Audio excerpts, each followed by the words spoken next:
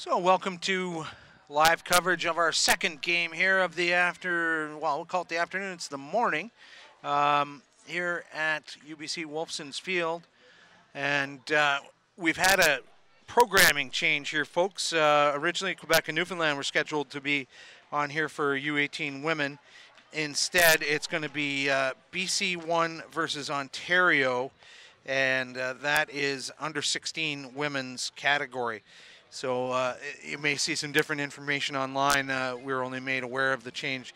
And this is in an effort to sort of cycle through as many teams as possible so they'll be seen on the live stream. Joining us shortly will be Canadian team head coach Kieran Crowley, and he'll have a little chat with us while we look at the lineups here. And so, yeah, we're going to get him over on the headphones here.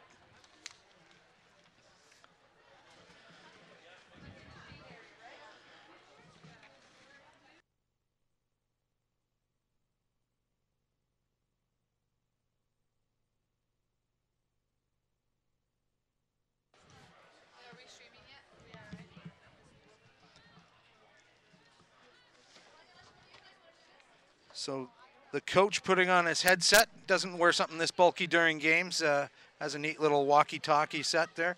So Kieran Crowley, talking to you yesterday, and we're just going to maybe just sit down here while we wait for this game to start. And, busy summer, and boy, your team just seems to be clicking on all cylinders, just about winning the Pacific Nations Cup. One of the toughest schedules you've ever had, having to play Ireland and then fly to Japan and only losing by 3 points. That had to be a bit disappointing, but you were in it the whole way, weren't you? Yeah, it was disappointing finish in the end, Doug, but yeah, it served a lot of purposes. We built a lot more depth within the program, which was good. And there's pressure on guys now for selection, and we've got World Cup qualifiers coming up now, which will be a real challenge for us, because I think the US are probably in the best position they've been in for a long time as far as their top group of players go. So it's put pressure on for that selection, and we were disappointed that we didn't get across the line in Japan. Now, you've got some bad memories of Charleston, South Carolina. We went down in the torrid heat on a July 4th, and you guys lost 12-6, but made for it the following week in Edmonton. Are you taking anything away from that last trip to Charleston in terms of knowledge and how to deal with things, or you just put that on the history shelf? Well, I think we got a little bit overawed last time. We expected because it's a military area, etc., that we expected a lot more hype, I suppose, around it. And I think, we went into our shells a little bit. But, so that's the experience we take away from it. But that was then, that was 4 years ago. This is a completely different group, new experience. So, we're looking forward to the challenge. Now, the announcement's being made official in a couple of hours, but I think we can talk about one player you'll be happy to have back on Canadian soil, Jamie Cudmore. And is that fair to say that we'll be expecting him in there? Yeah, no, Jamie's available. Jamie's been available, for a lot of the periods, but he's always had an injury or something at the time that we've been playing games. He's always made himself available for Canada, which is great, and he brings the experience of playing in a top club in France to the team, and he will add a lot. So it'll be about, because he hasn't been involved since the last World Cup, it'll be about getting him into some systems. We've changed the way we play the game, etc. now, so it'll be a crash course for him. It's not the ideal preparation for the team, in the fact that we only get together a week before we play, and most players haven't been playing, so it's going to be their first game for a while. But the USA are in the same boat, so we're both down the same track there. So it'll be about getting the players involved, and obviously Jamie, with his experience, will have a part to play in that. Now here at the festival, you've got a role as we're just about to get underway. Quickly, you're looking at what's coming down the track in terms of players for you, right? Yeah, it's great to be at these events, because you see players, and it's not so much it is the players that are in the your BCs, your Ontarios, the well-known teams, but it's about the players who are in the teams also that are not, who don't get probably competition of the others. It's about seeing the odd player, in those teams that catch your eye, or they work hard, they do things, and then when they're around better players, how they're going to perform. So it's probably trying to find the players. You know, you've got to do due diligence on these teams to make sure that, you know, players have to see that there is a pathway, and that even if you're playing for a team, you know, who's not as well known or that you have got the opportunity to play for Canada. And you know, we've seen a couple of players here from teams that are not your traditional powerhouses that, you know, we're going to keep an eye on over the next few days and how they perform, and then, you know, whether you bring them to a camp or something like that and expose them more ways to you know, the systems and that, and then see how they come through. And of course, you're going to get to see daughter Nicole play some more amongst the scouting you're doing. Daughter Nicole on the BC women's team, so enjoy that and get the sunscreen on and have a great day. Yeah, no, cheers, Doug. Yeah, I'm off in a couple of hours to Toronto, so I'll see you playing go. Okay. Great having a conversation with national team coach Kieran Crowley, as we're getting a good display from the BC team on the right-hand side, and Ontario in blue on the left-hand side. Looking down the rosters here, BC 1 made up of Vienna Schroeder, Mackenzie Carson, Kajija White, Sydney Stoltz, Rochelle Wenting, Mackenzie Sayset, Cassette Raldo. The handwriting on some of these is pretty rough here, so we'll get this game underway with BC tight. Hanzo Young, Sophie DeGoody from the DeGoody clan, Autumn Garrett, Sophia Bainyor as BC gets this game underway. And Ontario with the clean reception, immediately driving up the field. So this is U16 Women's Division.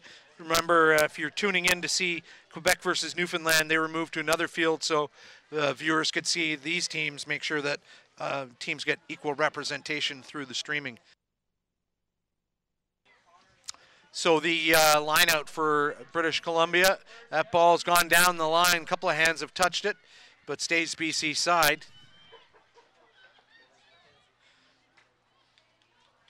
CL Arbor Beam is the inside center there. We'll finish up the lineups.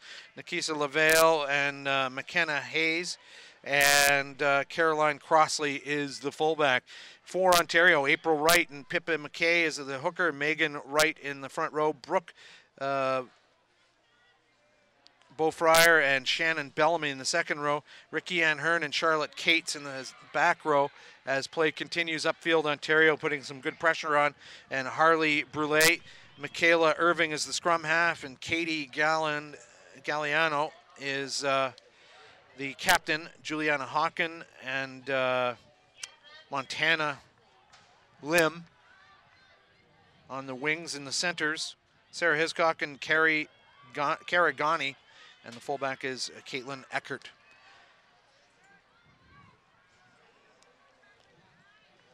So Coach Kieran Crowley getting back into the busy season, as he said, getting his team ready for qualifiers, and also getting to watch his daughter play for the BC team, the U18 version of British Columbia.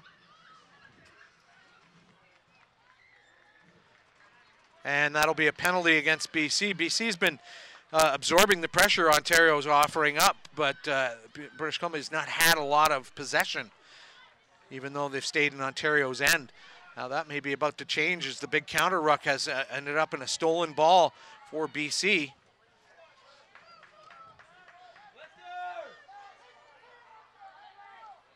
That's Taid Hinos Young.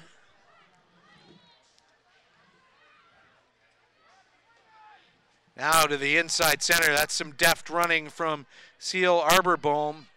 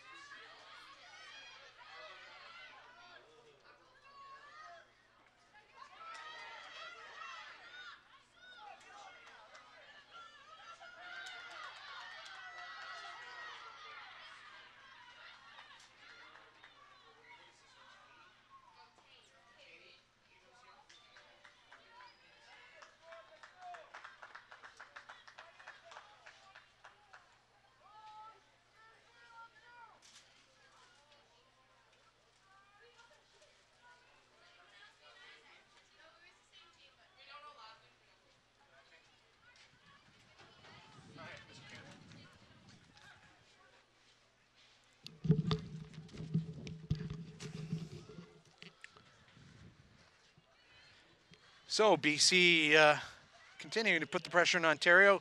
Scrum time for Ontario. Now they've kept the ball in hand and done well there. Advantage now, a full penalty being offered up. It's Andrew McMaster from Ontario.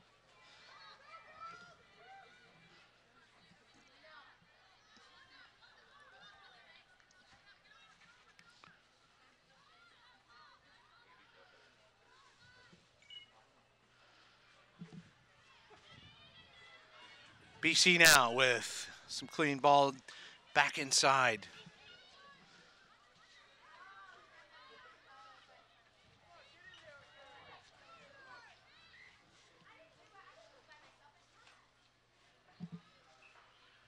We'll have a scrum back, British Columbia.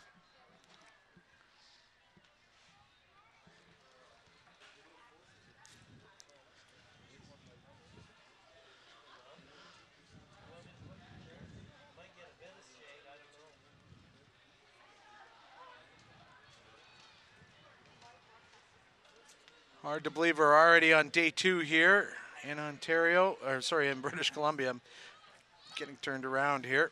Ontario ball. They've come around the back of the scrum.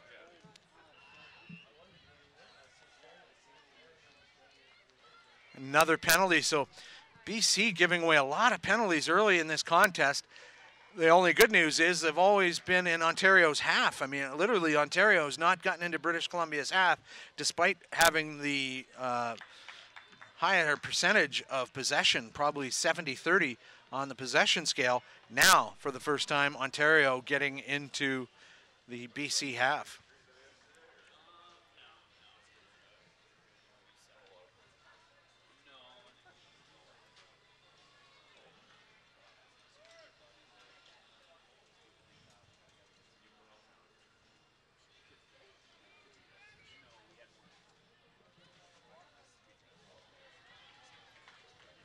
Still scoreless here in this contest.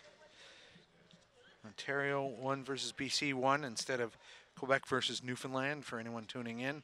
Expecting different schedule. We've had a little last second change here.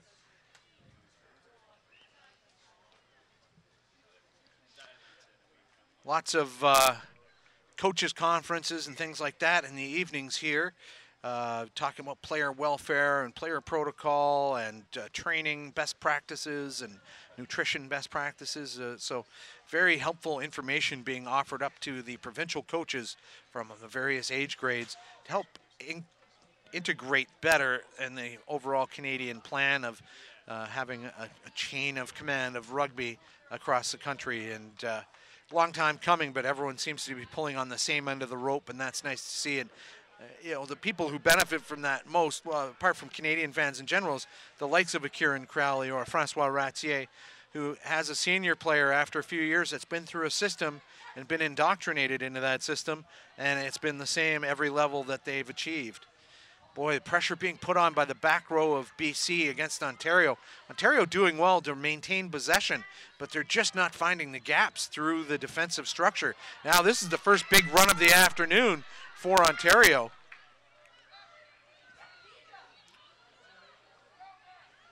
So, as I say, Ontario's done well to keep possession, but they haven't had a lot of success past the gain line, except for that run we just saw now. And that ball goes backwards. That's fine, not a knock on. And immediately taken into contact by Harley Brule. And now another blast of the whistle from Andrew McMaster. Now he's calling for time off. And it might be repeated infringement time because he's called a lot of penalties. And he's bringing the captain out, Taid Haynes-Young, and talking to her about, you know, just exactly what's happening out there. So just a word now, but rest assured, McMaster possesses cards of yellow and red in his pocket, and he will pull them out if he has to. Michaela Irving kicking that into touch, and so now for the first time, Ontario in a legitimate scoring position here with the line out in BC territory.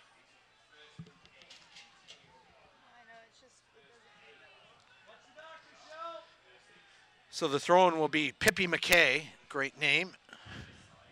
Oh, it's stolen by BC. So Pippi not able to find her target over the outstretched hands of number 4, Sydney Stoltz of BC. Driving to their right now, and the fling pass and a kick over the top. Maybe a bit ill-advised, but Ontario dealing with it with Caitlin Eckert back there as the fullback. But they'll come back for the penalty. Is the offside by Ontario there when BC was under pressure.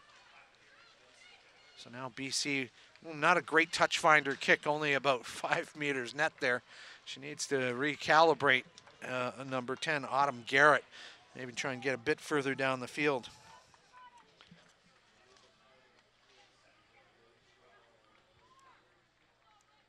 Sorry, folks, if the sound maybe is a little crackly there. We had the settings a little touch high there, but I think we've got it better under control now.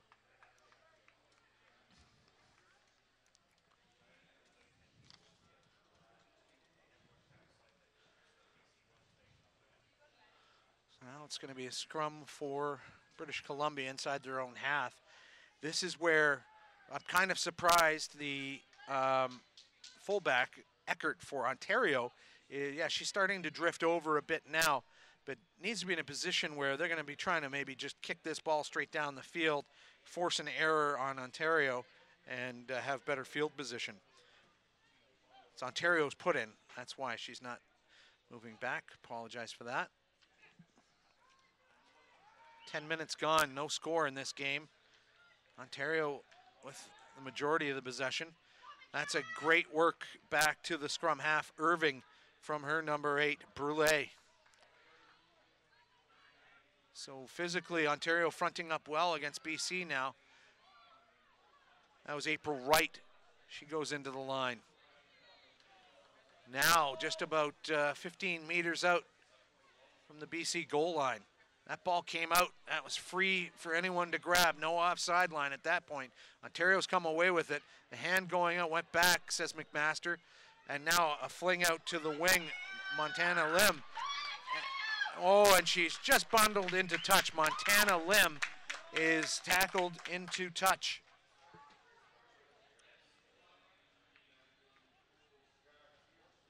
So it's going to be a tough line out here for BC. They'll be under defensive pressure here.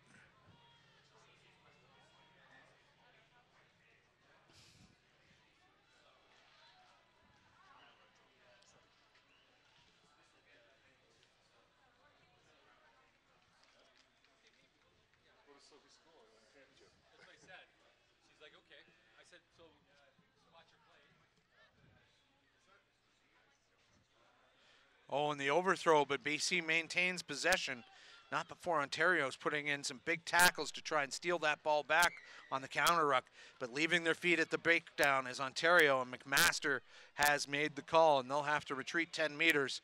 So a bit of breathing space here for the BC women. Another, not great touch-finding kick. Again, maybe a net of 6 or 7 meters at best. At least they'll maintain possession.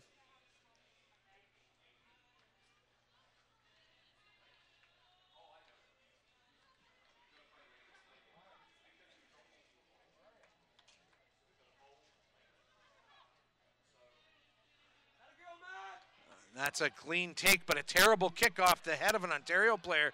She got that right in the face, holding her hand over her face, and that could not have felt very good. That was a pretty hard kick to the face via the ball. So that ball went into touch after it hit the Ontario player. She's gone down. I think she might just need a minute to collect herself. I don't know if any real damage is done, just a bit of a shock and a sting to the face.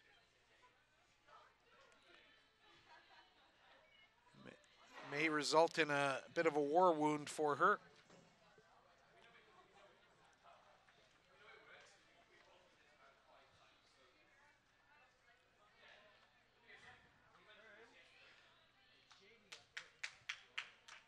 So that's the number 1, April Wright, and she'll stay in the game, and getting the tap on the back from her colleagues saying thanks for toughing it out. And this will be a big scrum for the prop to get right in there and try and push these BC ladies back. And while BC kept Ontario penned into their own half in the opening 10 or so minutes, it's been all Ontario in the BC half for the last 4 or 5 minutes.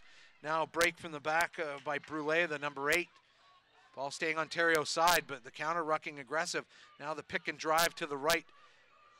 Got to be careful not to hold on to that ball. They've done well, but I think as a result, BC, nope, they did not come away with it, and that's April Wright now getting right back into this game. Inside center, Sarah Hiscock, she's brought to ground. Tackles efficient by British Columbia. The defense may not have drifted across enough, though. Just 5 meters out now, that ball's gone to ground, so opportunity lost for Ontario? No. Oh, I thought for sure that might be a knock-on. Now just running up the middle, big Ontario forward, trying to make her way to the try line.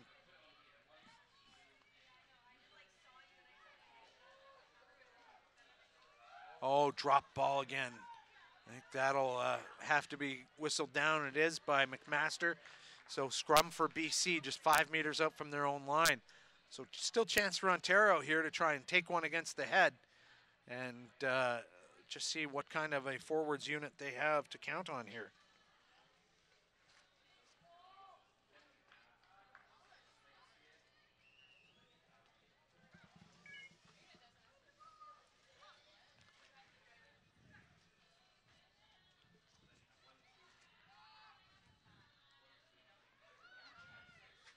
That ball coming out the back of the scrum for BC now. Not a great clearance kick. Oh, it turns into a great clearance kick. If that Ontario winger, number 14, Montana Lim, had been able to get over there and gather that in, it might have been a counterattack opportunity, but then that's why it's an oval ball. It took a funny bounce and jagged out of bounds there.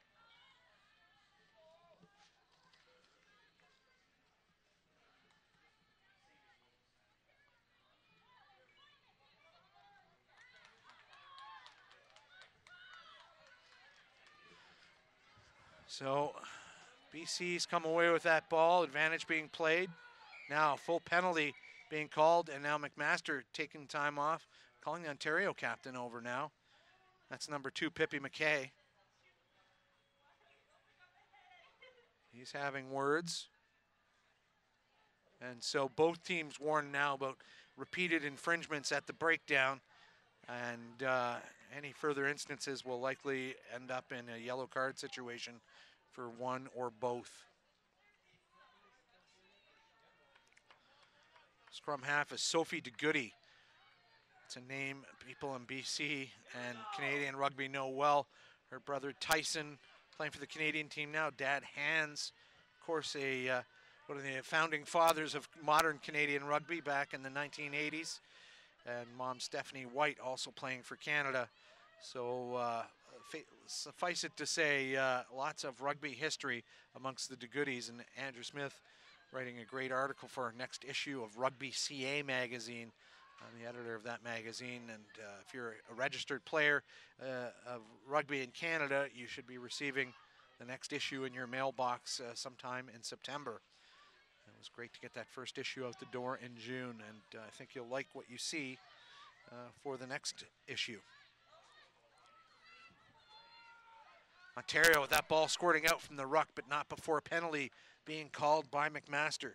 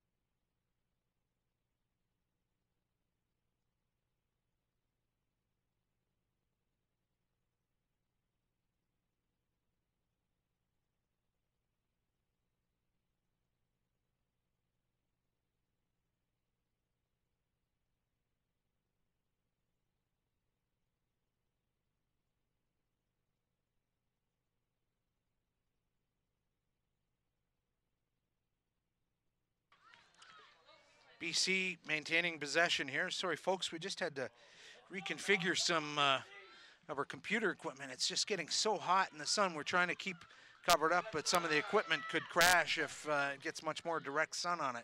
Had some problems yesterday, and we don't want that to continue.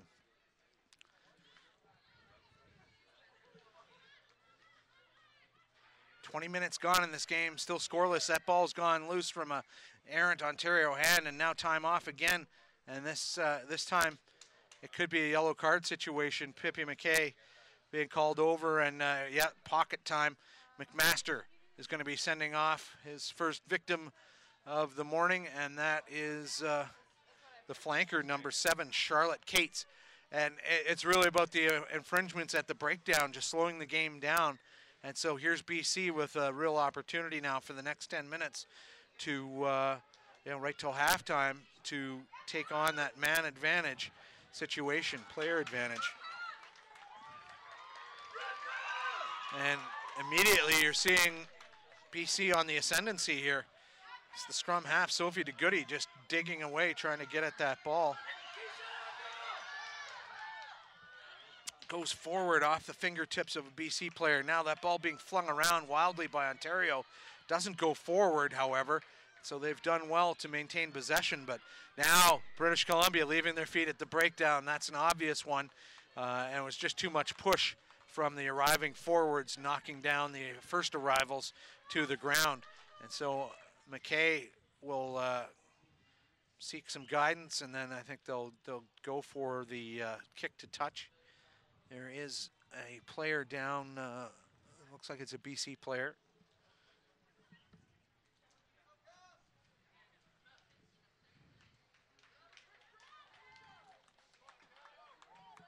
So we'll have a chance to talk to some of the other coaches in attendance, maybe John Tate or Sandra Fiorino from the women's program. Mike Shelley has promised to drop by and have a chat. He's the head of the U20 program that did so well down in Chile at the Junior World Trophy, falling to Italy in the championship final. But having a great tournament, going undefeated right through all the prep games and right through the tournament to the final was their first hiccup against a strong Italian side.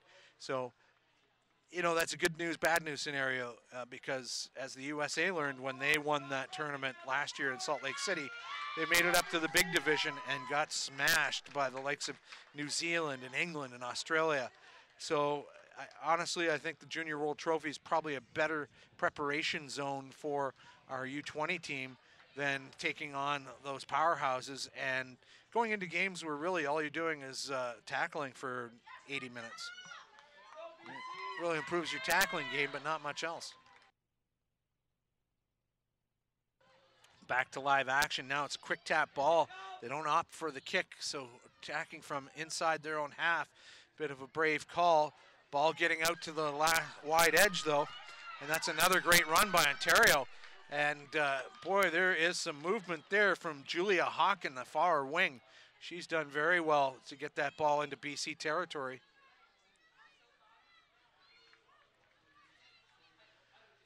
The pass is not that great, but look at the space that's opened up in the middle there. And now here's Ontario well into BC territory inside the 22 now. Tight spin pass, delayed throw there, and Ontario now chipping, giving away possession. I'm sure their coach will have words about that when you're inside the opposition half. Hold on to that thing. Kicking's never going to give you the result that you're looking for unless you've got a set play, someone's out on the wing, but just chipping to the fullback and giving away the ball makes no sense. Now chance around the edge here for BC, but cover defense coming across from Ontario. Oh, and a run right up the middle here. No one home defensively. Oh, and a great tackle from behind there by the winger, number 14, Montana Lim. And she is a fierce competitor. She just strapped on her boots and went after that player and brought her to ground. And now that's the scrum half, Sophie DeGoody for BC, gone to ground. Oh boy, and there's some stuff happening off the ball. These girls do not shrink away from contact. Mackenzie Carson, rather. Now Ontario counter-rucking against BC, but that ball on BC's side. And some big tackles being put in by these U16 women. They are tough characters. Look at the drive up the middle now. That's by the flanker, Ricky Ann Hearn. Sorry, that's from Ontario, from Mackenzie Sasset. Now a chance around the far edge. That's the other winger, Begner.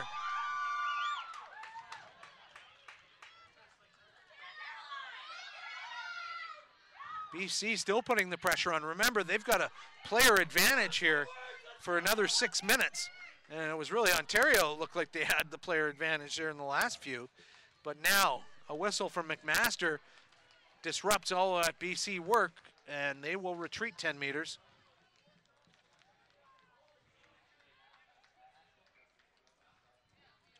So the percentage play here would probably be to kick this ball down the park in behind your own 22. We've seen Ontario opt to attack from within their own half already.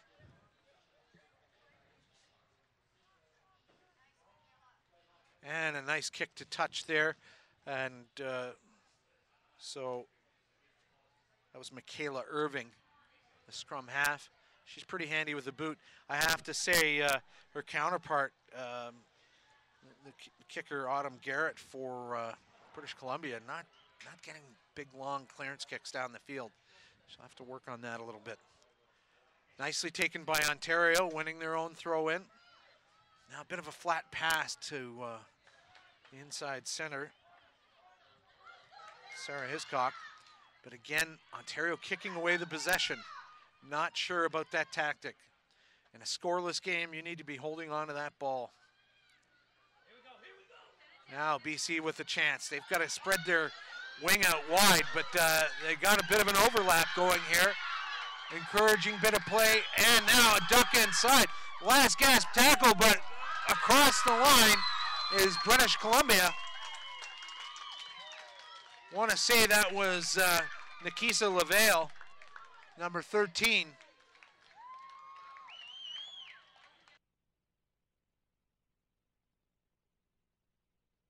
So indeed, Nikisa LaVale, who touches down and gets BC on the board for the first try of the morning for her team.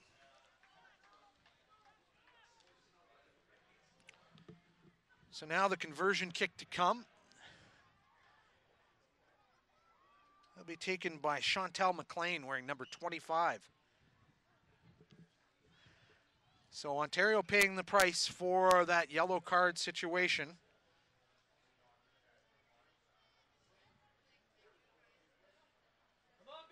Number 7, Charlotte Cates, cooling her heels for another few minutes here. Just about 5 minutes left in this first half. Kind of an interesting approach by McLean here. She skips around, and now she's ready to line this one up. It's about 20 meters from the left of the posts. Seen some fantastic kicking here, especially by the under-16 kickers. And this one, a great effort, but it'll push wide, and this game will stay at 5-0 for now. But Ontario just got to tighten up in the gaps there, and that extra attacker came to haunt them there on that try.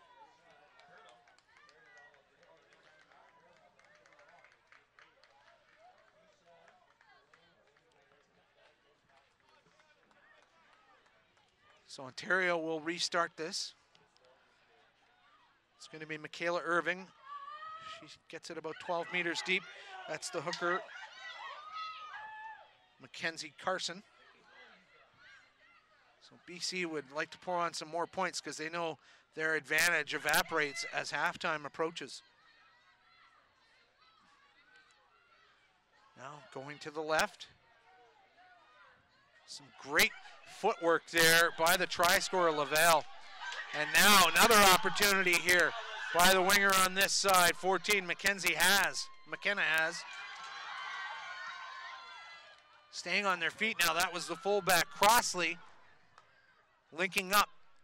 Ontario's defense coming across to cover, but lots of pressure being offered by British Columbia now. Driving for the line, but maybe held up. No, the ball gets down. No, there's going to be consultation with the touch judge, who was our assistant referee that was in goal. And she's nodding yes, and that is a try. So confidence building here by this BC team.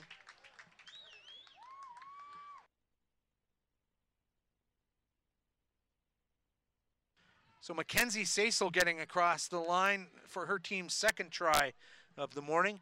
So the score pushes up to 10-0 with the kick to come. Thanks for some of the BC teammates sitting up in the shade here, giving me some advice on who is scoring those tries, because it's kind of tough to see once there's a bunch of numbers on the ground. So switching up the kicker now, it's going to be number 9, Sophie DeGoody. And let's see if she brought her kicking boots today.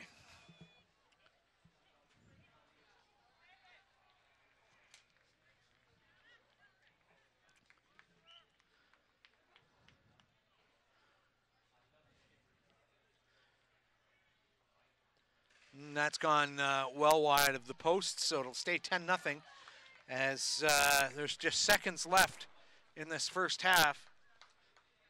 Surprised that there's actually enough time to get this restart underway for by Ontario.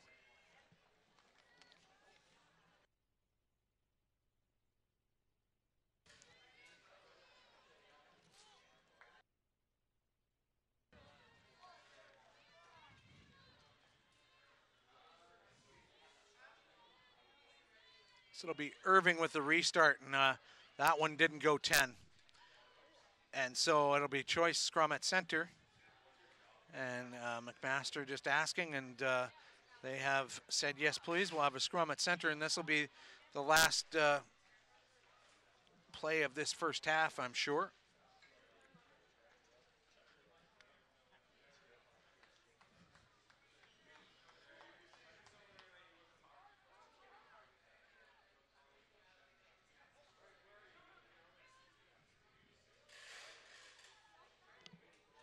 So the put in will be from Sophie DeGoody.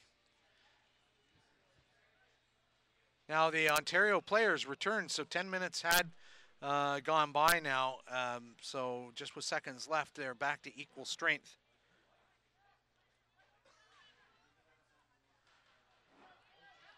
That ball's come squirting out of the scrum, and McMaster is going to have it again.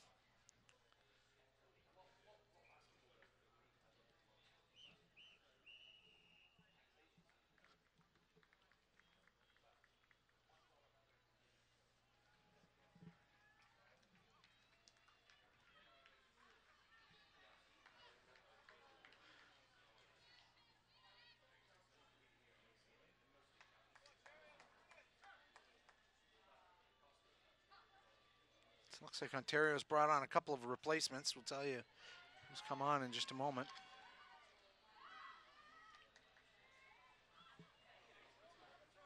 Keisha Manso on one wing. Replaces Lim, who's had a good game. Surprised she's been pulled. Montana Lim doing very well on the wing there. And now Ontario leaving their feet as we're approaching 32 minutes here.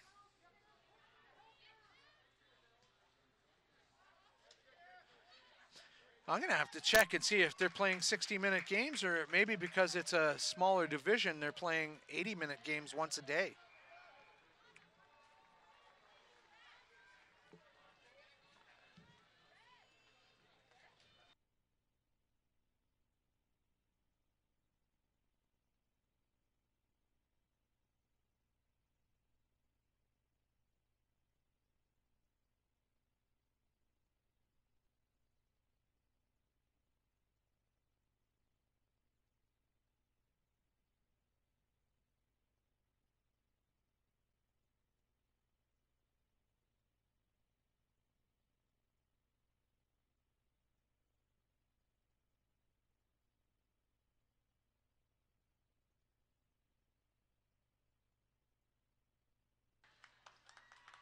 So yeah, that brings us to halftime. 34 minutes played in this second half. Definitely 60-minute halves. So we'll leave this stream running and get yourself a drink or a sandwich or whatever you want to keep this going for second half action. A tight game here. BC leading leading Ontario 10-0 more coming up in just a few minutes.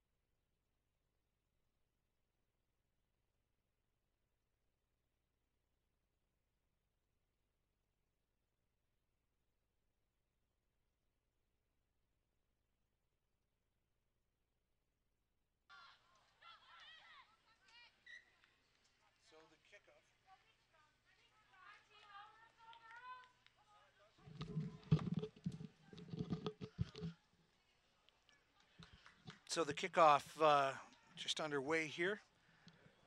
Just back from getting some water there. So 10-0 your score, BC versus Ontario here. And so Ontario was down a player for 10 minutes.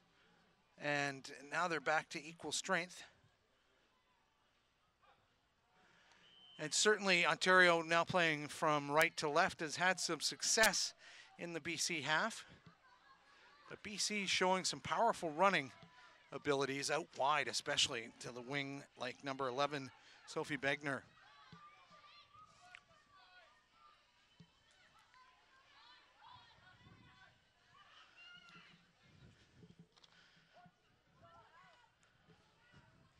Ontario stealing that ball now. Doug Cross bringing you day 2 action from the National Festival Championship. And now here's a chance, a wide open lane for number 12 from BC, and that is Ciel Arbor-Bome. That's how they say her name is said, so write your cards and letters to the BC players if I got it wrong. But great job by her as she found an open lane and just ran down the track and touched down for the 3rd try of the morning for British Columbia.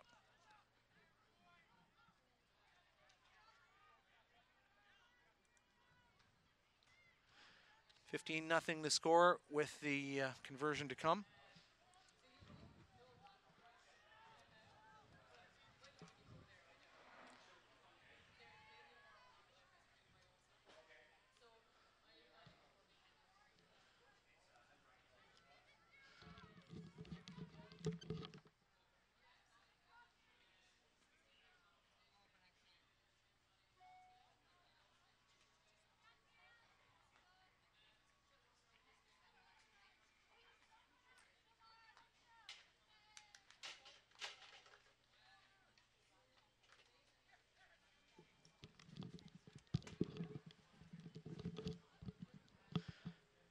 So Sophie DeGoody taking her second kick at goal, and she scuffed that at the bottom a little bit, so the score will stay 15-0 for BC 1 over Ontario.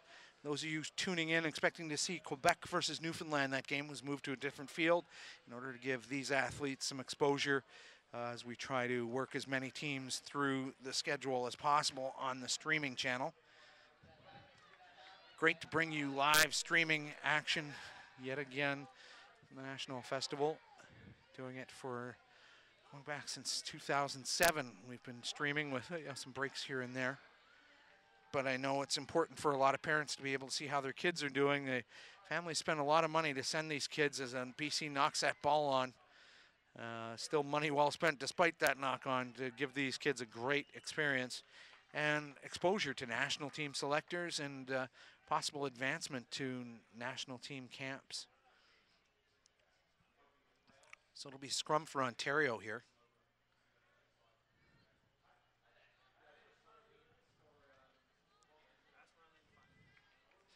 So Umbrella's featuring here out in Vancouver today, but not because of the usual reason, rain. The sun is just so gosh darn hot out here. It's really been superb weather, but when you have to sit in it for a few hours, you need to get under cover. So that's Ontario retreating as Andrew McMaster calls a penalty. Now he's going to have that back to the original mark. Our camera person, Jillian, she's putting on the sunscreen today, and it's going to be a long, hot day for her. And the sun's just coming over our position at an angle, and another hour or two we'll be well in the shade. But it makes for hot mornings here, and you know, don't cry any crocodile tears for us. It's great to be out here in British Columbia. They're having a superb summer. As rest of the country, been kind of a wet year, frankly, especially in Ontario, where I'm from. Some big floods, and Calgary certainly with their struggles. So to enjoy some fine hot weather is nice here in August. BC flipping that ball down the line after the successful line out. Now a bit of a delay back, switch into the line. Ontario tackling well and wrapping up the ability for the BC fullback, 15 Crossley, to get that pass away. And that's a good technique where you just wrap the arms and take that passing ability away as you're tackling. Now, good inroads being made by 8 Haynes Young, who scored the try earlier. Ball goes to ground, but it's not knocked forward. Oh, yes, it is, says McMaster. So that was a bit unfortunate. So Ontario will have a chance now.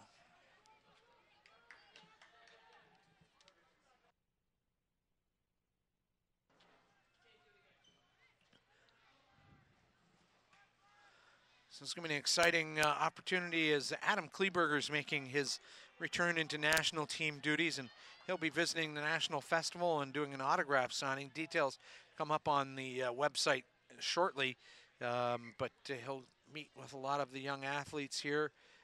Local product himself from White Rock, BC. He's been out of the national team scene since 2011 when he was the famous Beardo and got his big facial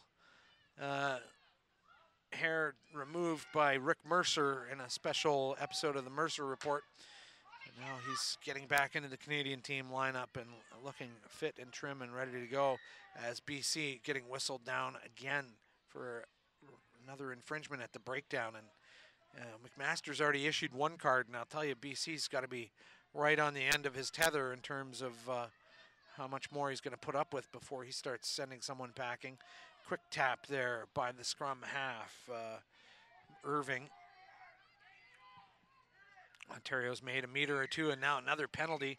And now, just as suspected, the time whistled off, and that's going to be someone going from BC.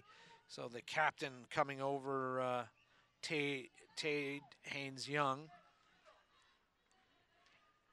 And who is being sent? It's going to be number 4, Sydney Stoltz. So she may not have been the most guilty, but she was the latest guilty. And Stoltz kind of unsure what she's supposed to do, but the first order of business is get off the field, because her 10 minutes does not start until she has planted herself on that chair. And that's sometimes a rule that players aren't aware of, and they wander around, get water, and talk to the coach. And meanwhile, the fourth official's standing there with a stopwatch saying, your time in jail hasn't started till you sit down. You may be off the field, but your sentence isn't being served. And it kind of makes sense, because you don't want this to become an advantage situation of getting treatment and coaching instruction and things like that. You need to be in the penalty box, as it were. That's why it's called a sin bin and not an advantage bin. So Ontario is going to continue to try and take advantage of this player advantage here. But the BC scrum with a lot of pushback here. It's their BC's put in right now. And both players have dropped off their number 8s to go for equal numbers. Ball flinging down the line. That's Arbor Beam. And now that's a try by number 13 for Ontario, Cara Ghani. And no, they're calling it back for a penalty. So instead, it's a leaving the feet penalty against Ontario, when it looked like the intercept was on, and a try for Ontario. I mean, not much in this. 3 unconverted tries. So Ontario could certainly claw back in this game with still another 22 minutes to go. And a try from Ghani would have certainly gone towards that goal. So now, BC with the throw in. It's going to be a shortened line out. 4 players. Oh, Ontario's taking too many out, or is there an Ontario player that's going to be replaced? Yeah, looks like number 5, Shannon Bellamy, is going off the field. Also number 2 and number 15 for BC going off the field. So Carson and Crossley leaving the pitch. And so right into action here will be number 20 for British Columbia, Ruth Landicho. Ontario nearly came away with that, but now some spicy play by the new hooker as she grabbed onto that ball and ran up the inside lane there, and the 5-meter gap be thrown in by Ontario captain Pippi McKay. Ontario hand got there and possibly knocked that on in the line, not picked up by McMaster. BC with the ball now. Flinging the pass left. Oh, and that's gone right to an Ontario player. Not a very good pass at all. And now Ontario sprinting away. Look at the pace now. Look at the pace. A jersey tackle stopping that.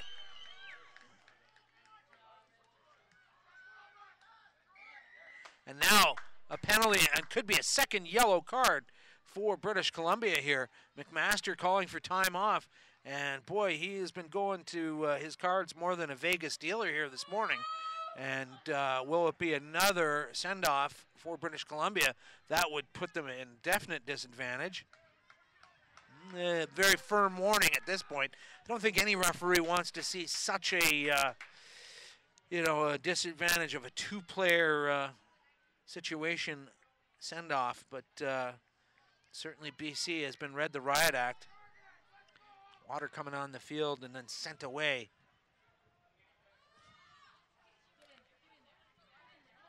Oh, and look at the powerful running here.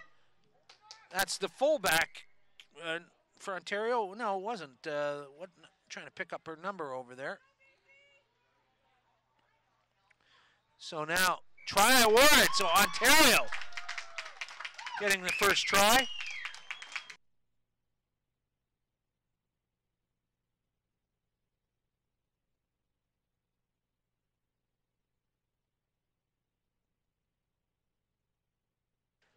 So that is Toby Awatomo scoring Ontario's first points, and that'll be a big relief for them.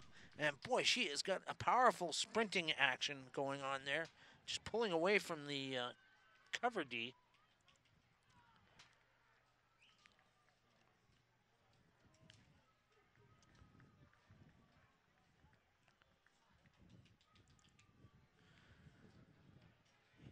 So 15-5 conversion here would be ideal to help them, Ontario, get back in this game. As number 22, Danielle Mayette, taking this kick from near the touchline.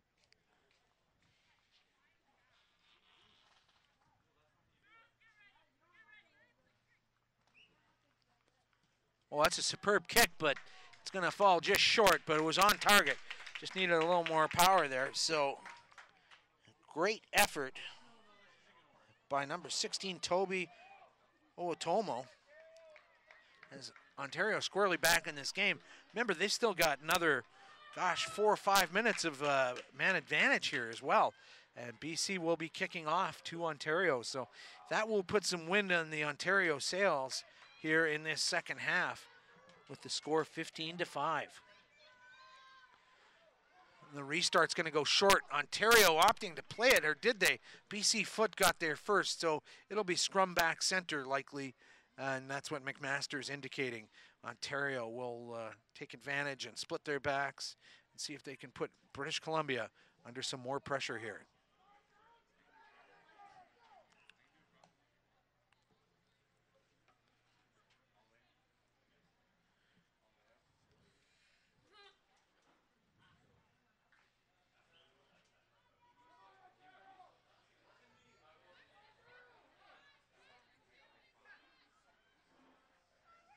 Oh, and stolen by BC.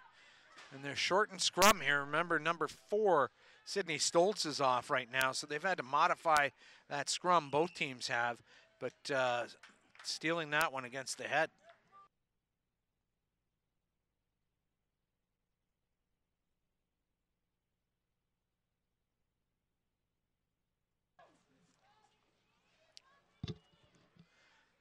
It'll be Ontario put in, however.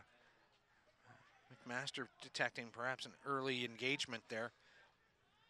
That's Irving, and now crooked arm penalty, striking early with the foot. That's against the replacement hooker, Landicho, Ruth Landicho. So now Ontario kind of unsure what they should do with this free opportunity, so it's kind of straight down the line, drop ball.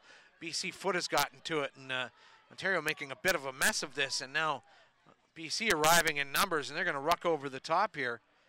Now, clearance kick relieving the pressure for Ontario. It's actually not a bad kick with the wing on that side. Julia Hawken coming down and putting the pressure on. And knock on and scrum opportunity. And the fans here from Ontario recognizing the opportunity here. Advantage still being played here, hand out by McMaster. And don't know that advantage has been gained yet. Could be close. And here's our try score again. Look at her just light it up. Oh my goodness, that's Owatomo. And she's got a nose for that try line. She manages to offload. And now another great pass. And this is the captain, Pippi McKay. Just shy of the line now. And look at Ontario just lighting it up here in this second half.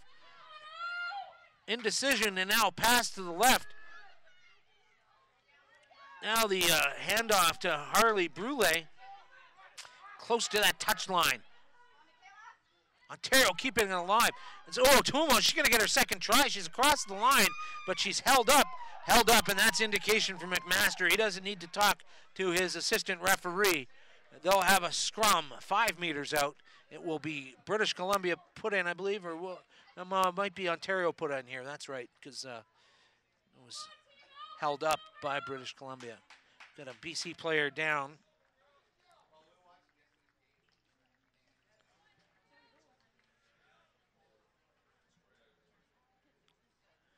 So a try right now, if they could, right now, if they did score a try, it would be to the left of the posts.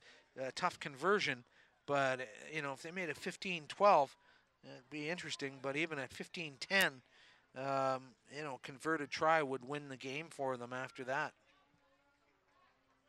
So Ontario trying to figure out what their next move is going to be. Irving setting up the play. Now change of heart. This BC player is being replaced. Looks like at least a trainer is coming up for a second look. So definitely injury situation being considered here before allowing play to continue. So be a quick break in the action, and Ontario will have a chance to discuss things. Well, BC really ready for the job at hand. They're just staying spread out across the line, anticipating Ontario's next move. So next game coming up at 12 noon local time. That's 3 Eastern, 4:30 Newfoundland Standard Time. It's Ontario 1 versus BC 2, and that is in the U16 boys division. Call them boys or men. Let's be honest. There's some pretty big cats running around in U16 uniforms these days. The physicalness of these players at all ages, even in this women's under 16, the tackles just flying around, and lots of intent to keep the physicalness going out there.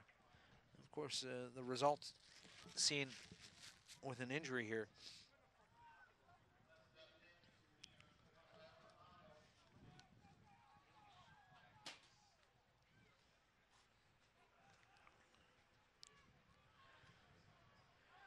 Still another about 13 minutes to play in the second half, notwithstanding this injury, so could add a couple minutes there because it's been a good long time. I'm wondering if we may be looking at, you know, a stretchering job here.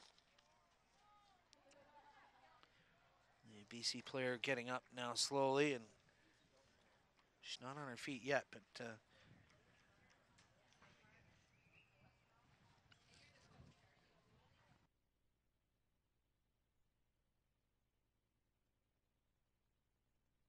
Ontario's been waiting to run this penalty play now for a few minutes, and that BC player getting up now, trying to pick up her number there, but she's going to, looks like she already had previous knee problems, a lot of strapping on that knee. Looks like that might be Mackenzie Sasset out there.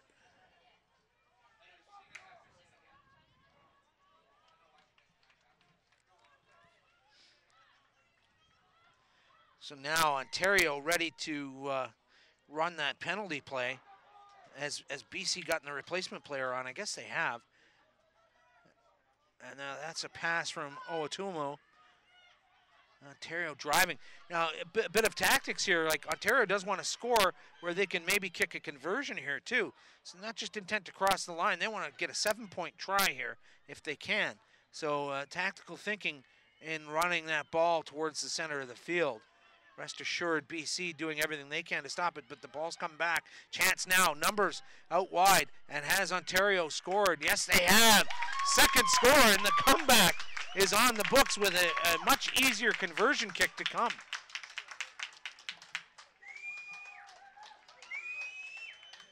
We'll find out who that was.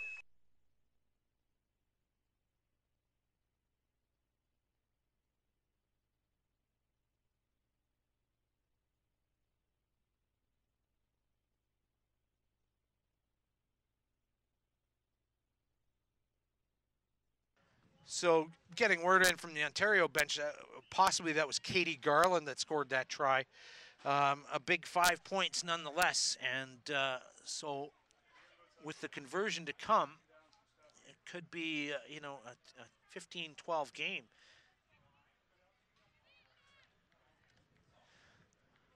As it stands right now, another BC player receiving treatment. The score is 15-10.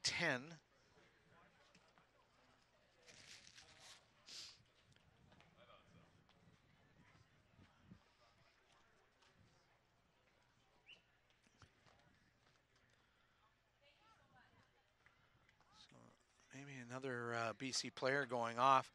Now the water's coming out for... in fact, we're getting word that it was Natasha Naismith that scored that try. So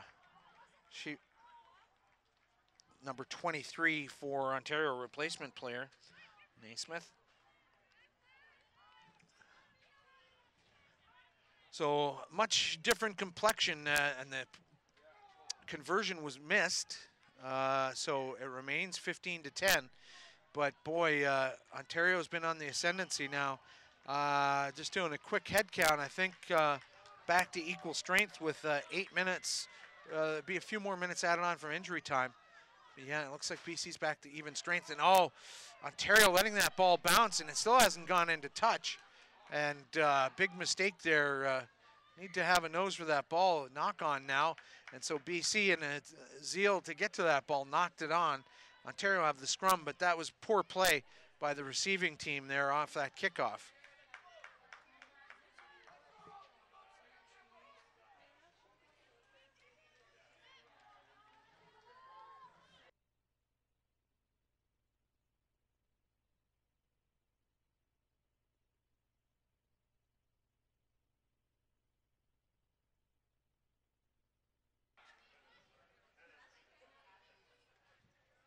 So, scrum time here for BC.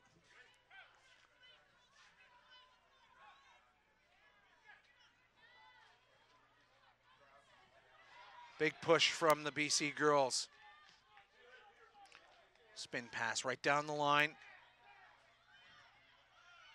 Now getting to the outside edge is Crossley, the fullback.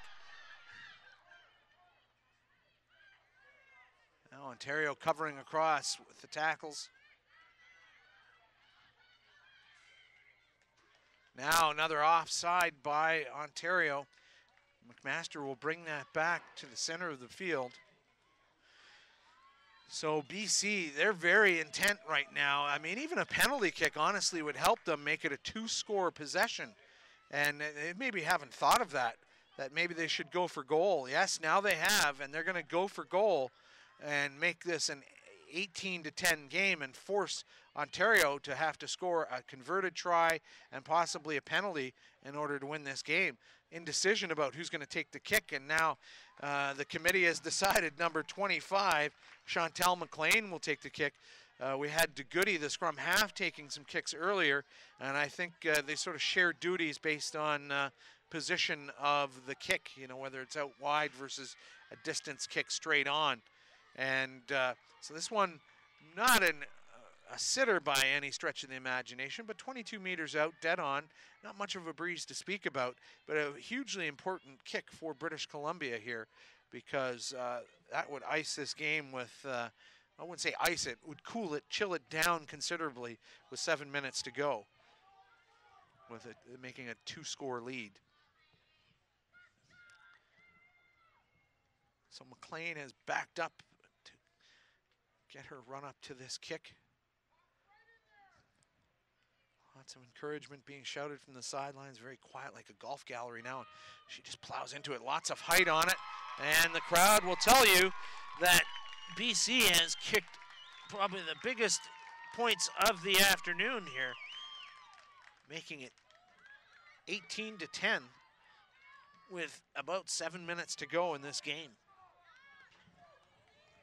So pressure kick from McLean has put Ontario under pressure. That ball's gone 10 meters. They can play it now. BC, now they found an open lane there. Cover defense not there. They didn't think that ball was going to be played. And now here is British Columbia trying to put another try across here to really and truly nail this door shut from Ontario's comeback. It's Crossley running up the middle. Not afraid to get mixed up into the middle there.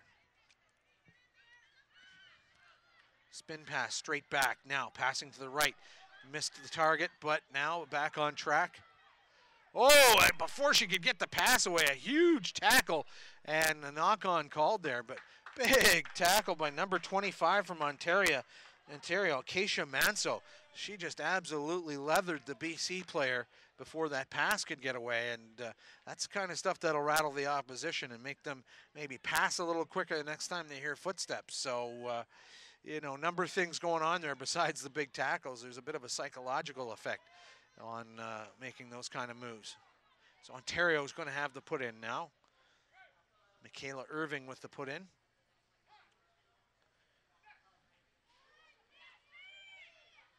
It's a clean take. BC putting the pressure on. I'm going to reset this. Still going to be Ontario put in. McMaster didn't like the way, I guess maybe BC engaged, or, you know, usually it should be a penalty and not just a reset.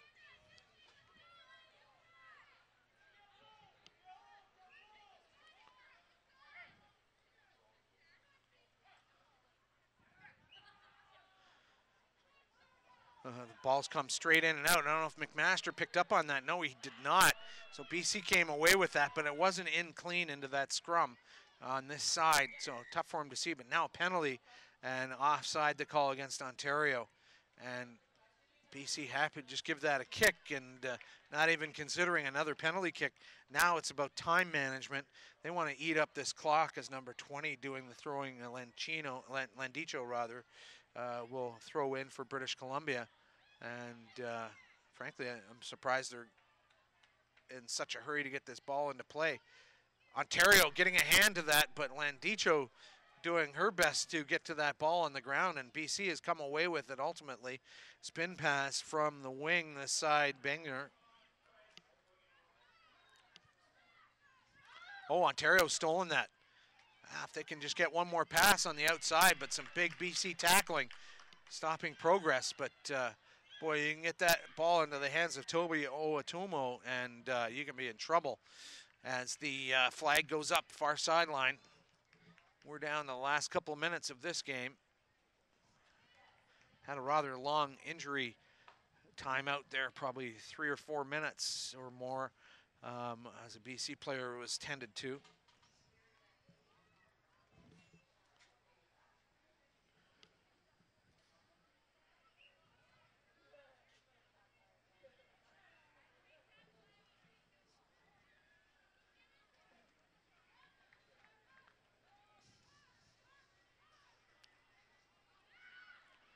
Quick spin pass back now by British Columbia, taken by the inside center, Arbor Beam.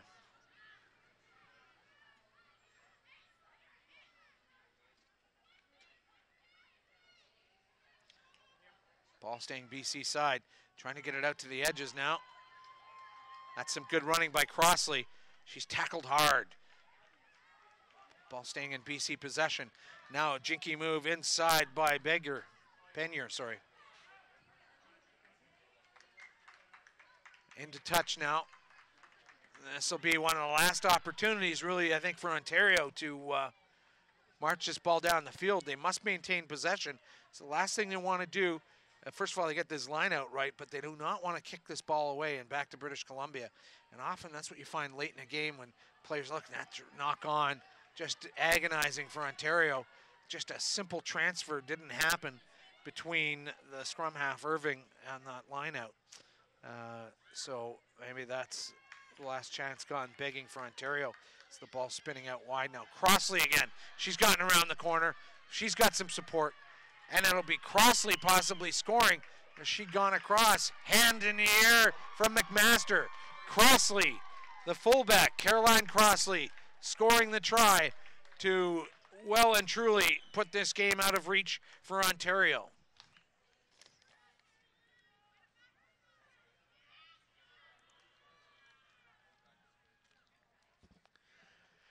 (23-10) with the conversion kick to come, and Andrew McMaster's watch will be nearly empty, I'm sure. 11:41 in the East here. Next game up, 12 noon, Ontario 1 versus BC 2 boys, and that is in the U16 boys category.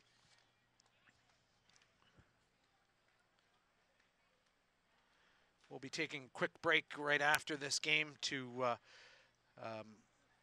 input the new YouTube player for the next game, and you can log in for that.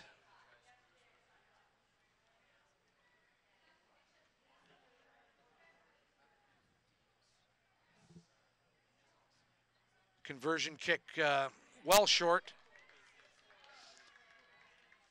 McMaster says there's time for a restart here.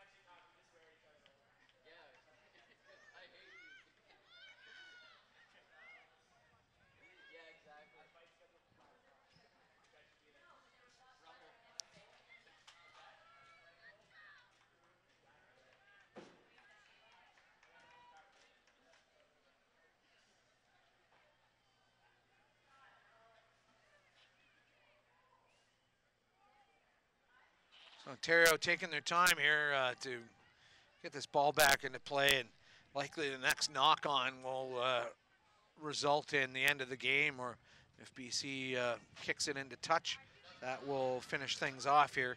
And I'm sure that's what BC will want to do. Well, they're going to run it up the gut instead. That's the scrum half, Sophie DeGoody. Ball just laying there, and I think now they're kind of realizing that the end of the game is near.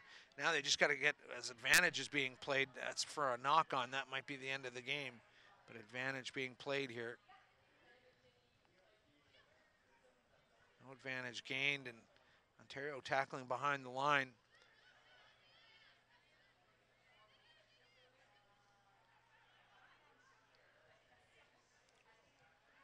Advantage over, says McMaster. Ontario still putting some big tackles in. Now a penalty. Game can't end on a penalty, but smart money would have BC kicking that into touch and ending the game. And that's exactly what they'll do. And no, I guess that injury time, longer than we thought. So there'll be time for BC to take the line out here. So I'm really going to stop guessing how much time is left, but we've got, you know, it was a 33-minute first half. Well, it should be 30-minute halves. And we've definitely hit the 33-minute mark in this second half. And now it's going to be a scrum to Ontario. So BC's got to wonder when this will be over.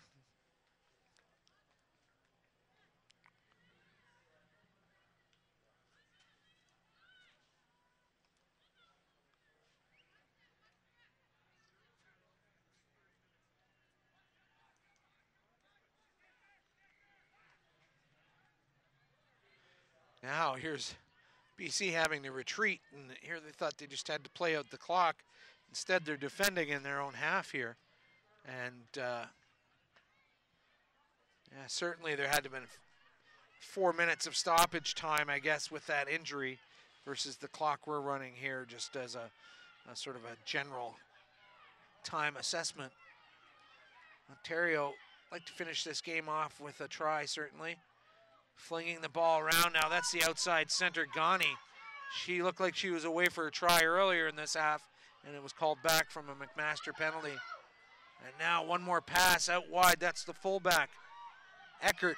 She's at the line. Has she scored? No, it's McMaster going for consultation from his assistant referee on that side and saying, try given. And so at the death, Tara Eckert has... Caitlin Eckert has scored a try for her team to bring the score to 23-15. I'm not sure the conversion will make much of a difference here, but the points for and against help, certainly. Anytime you can claw back the difference a little bit.